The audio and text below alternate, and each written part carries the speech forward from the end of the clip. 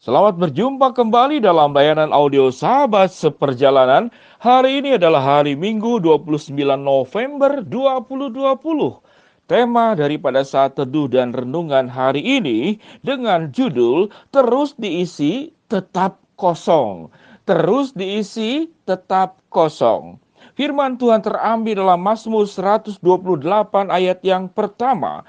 Demikian bunyi firman Tuhan. Berbahagialah setiap orang yang takut akan Tuhan, yang hidup menurut jalan yang ditunjukkannya. Mari kita berdoa.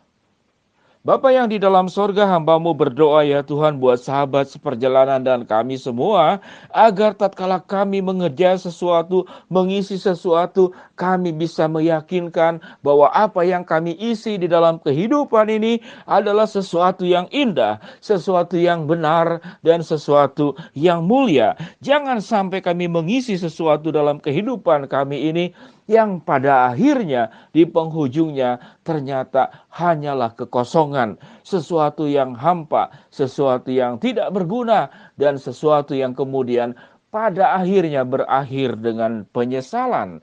Di dalam nama Tuhan Yesus kami berdoa, amin.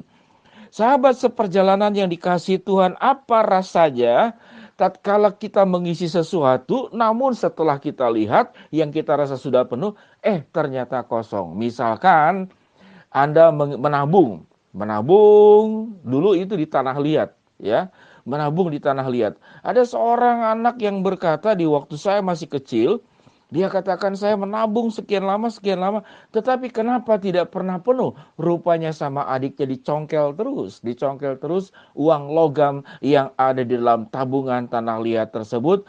Sehingga mengisi namun pada akhirnya tetap tidak penuh. Karena kenapa? Karena ada yang mencongkel. Sahabat seperjalanan yang dikasihi Tuhan, mungkin Anda juga punya pengalaman-pengalaman yang lain. Waktu mengisi kenapa terus kosong?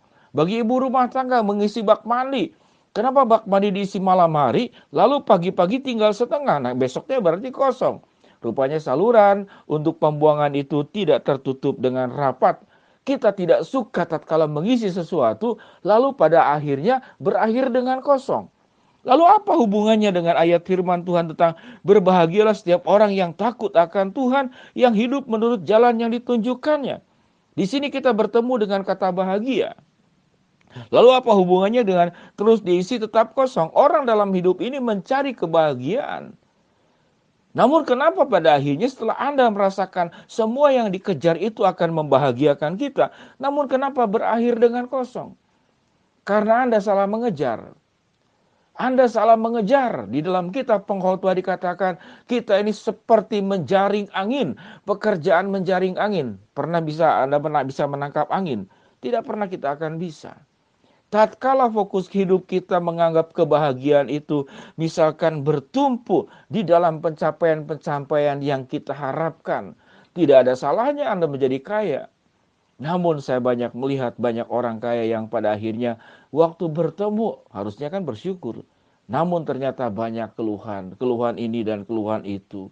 Keluhan usaha yang tidak terpegang dan segala macam.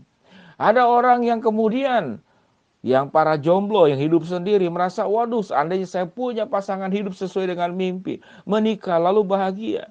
Ternyata setelah menikah ternyata juga tidak bahagia. Ada juga orang yang ingin melakukan pencapaian-pencapaian. Ada seseorang itu yang kerjanya sekolah terus. Saya mengenal seseorang, saudara, sekolah terus, sekolah lagi, sekolah lagi. Saya pernah bertemu, sudah membaca sebuah tulisan itu waktu ada seorang pembicara yang waktu ditulis gelarnya itu dia dari satu negara tertentu. Itu dari baris, dari yang pertama baris itu terus sampai ke ujung. Rasanya ada mungkin 12 gelar. Entah gelar apa saja saya tidak tahu. Namun banyak orang pandai kemudian dia juga kehidupannya kosong. Bahkan ada mengatakan, ada zaman dulu dikatakan itu Profesor Linglung. Saudara mungkin memahami kalimat ini.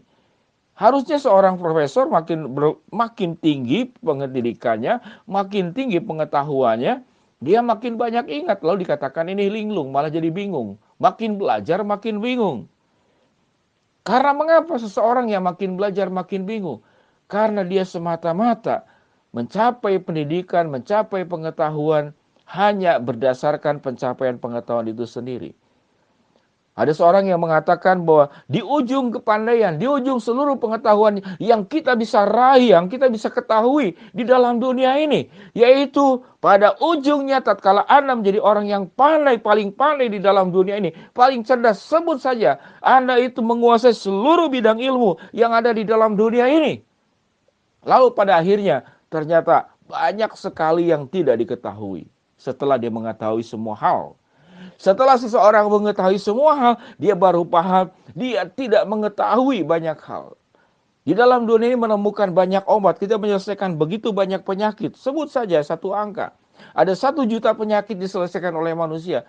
Namun ada banyak potensi-potensi penyakit, miliaran penyakit yang bisa terjadi ke dalam kehidupan manusia yang belum ada obatnya. Kebetulan sakit itu tidak menjangkit kepada kita. Sahabat seperjalanan dikasih Tuhan, kepandaian, kecerdasan, kekayaan, ambisi, kedudukan. Apakah orang yang sudah punya kedudukan itu bahagia? Rasanya tidak, makanya ada istilah setelah duduk lupa berdiri. Kedudukan yang kita saudara-saudara itu duduki apapun bentuknya, satu hari itu akan ditinggalkan. Baik karena pergantian, baik karena pensiun, atau Anda kemudian terpleset di dalam bekerja itu, melakukan sebuah kesalahan sehingga digeser. Atau Anda melakukan yang baik, memang Anda yang terbaik. Namun ada yang lebih baik datang melebihi kebaikanmu, kehebatanmu, keterampilanmu, kecerdasanmu. Orang itu menggantikan engkau. Mana ada yang kekal dalam dunia ini? Tatkala kita kemudian menjadikan target kebahagiaan itu di dalam semua pencapaian-pencapaian tersebut, saudara pada akhirnya akan mengalami sebuah kekosongan jiwa yang begitu mendalam. Saudara akan mengalami yang namanya kesepian, rasa hampa, rasa hambar, sepi, dingin, rasa kesendirian. Bahkan di dalam keramaian seseorang bisa merasakan kesendirian. Sahabat seperjalanan Alkitab sudah mengajarkan kepada kita bahwa kita sudah diberikan namanya itu hati nurani. Hati yang kemudian diberikan cahaya terang firman Allah. Dan hati nurani itu pada dasarnya Anda akan bahagia tatkala Anda bertemu dengan Allah. Anda dipenuhi oleh kebenaran firman Allah. Dan seperti Alkitab mengatakan, berbahagialah setiap orang yang takut akan Tuhan, yang hidup menurut jalan yang ditunjukkannya. Seseorang tatkala dikatakan takut akan Tuhan dan hidup menurut jalan yang ditunjukkannya, hidupmu akan penuh dengan sukacita, hidupmu akan penuh dengan kebahagiaan, hidupmu akan penuh dengan kebenaran.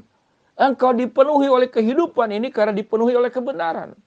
Namun tatkala engkau dipenuhi dengan segala sesuatu yang ada di dalam dunia ini yang tidak ada kaitannya dengan kebenaran, yang tidak ada kaitannya dengan takut akan Tuhan, yang tidak ada kaitannya bagaimana hidup itu menurut jalan yang ditunjukkannya, di penghujungnya Anda akan mengalami kesepian, Anda akan mengalami kehampaan, Anda akan mengalami hidup dalam kehambaran. Dan Anda sedang mengisi sebuah kehidupan yang pada akhirnya kosong. Terus diisi namun tetap kosong. Di hatimu tidak ada kebahagiaan.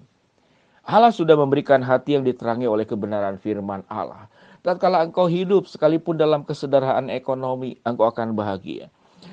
Tatkala engkau hidup takut akan Tuhan, hidup berjalan menurut jalannya, engkau tidak pernah mendapatkan kedudukan yang tinggi, engkau akan mengalami kebahagiaan. Tatkala engkau takut akan Tuhan dan hidup menurut jalan yang ditunjukkannya, engkau tidak punya rumah yang mewah, sederhana saja, engkau akan bahagia. Karena prinsip hidup bahagia itu adalah orang yang takut akan Tuhan dan hidup menurut jalan yang ditunjukkannya. Engkau terus diisi akan selalu penuh dan tidak pernah akan kosong. Mari kita berdoa. Bapa yang di dalam sorga, hamba-Mu berdoa buat sahabat seperjalanan yang sedang sakit di rumah sakit maupun di rumah. Tuhan akan jamah dan Tuhan sembuhkan. Bagi sahabat seperjalanan yang sedang berduka, yang sedang kesulitan, yang sedang menghadapi masalah, yang sedang mengalami problema dalam kehidupan ini, Tuhan bukakan jalan.